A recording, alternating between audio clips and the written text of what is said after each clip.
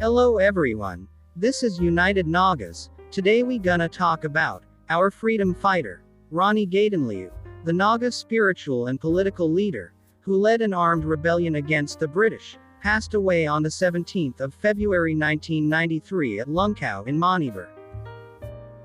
Her contributions, for the revival of ancient Naga tribal religion, her steadfastness, to remain committed to the Union of India, despite secessionist movements, and a host of awards bestowed on her, by the government, for her services. Gaidinliu was born on January 26, 1915, at Nungkau in Manipur.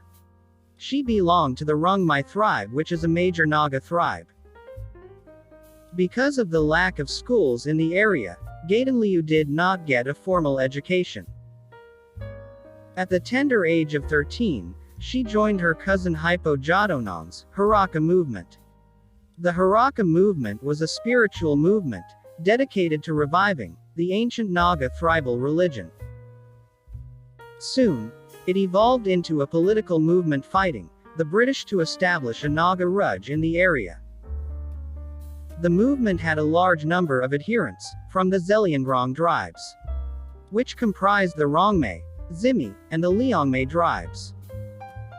Gaidinliu emerged as a leader of the Karela forces, fighting the British, at the young age of 16. She proclaimed, "We are free people, the white men should not rule over us." In 1931, the British arrested and hanged Jadonong. After this, Gaidinliu led the Haraka movement. The movement exhorted the people not to pay taxes, and submit to the foreigners. She was also against the Christian missionaries, and wanted a revival of the tribal religions. The government started a massive search operation to arrest her. Financial rewards, including a 10-year tax break, were announced for any information that would lead to her arrest. But Gaidinliu evaded the police, and engaged in rebellion. But in 1932, she was arrested by the British, and sentenced to life imprisonment. Many of her associates were either given similar sentences, or executed. She then served, from 1933 to 1947 in various jails. In 1937, she was met by Jawaharlal Nehru, who promised to help her get freedom. He wrote to a British MB, asking for Gaidinliu release. It was at that time that she was given the title Rani by Nehru. After India achieved independence, Rani Gaidinliu was released from prison. She was resolved to work for the development of the Zeliangrong people.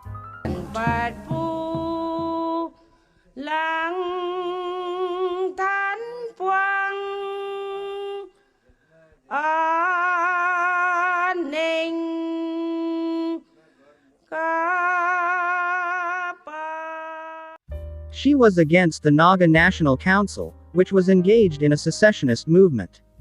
She wanted a separate Zeliangrong territory, very much within the Indian Union. She also campaigned for a revival of the Naga tribal religion. For this reason, she was opposed by many Nagas themselves, who by the 60s, had converted to Christianity.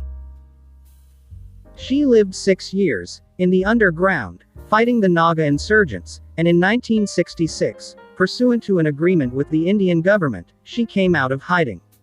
She then started working through peaceful and democratic means for a separate Zeliangrong administrative unit.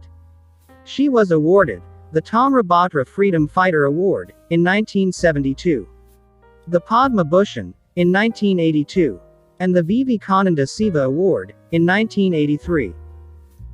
She returned to her native place in 1991, and passed away in 1993, at the ripe age of 78.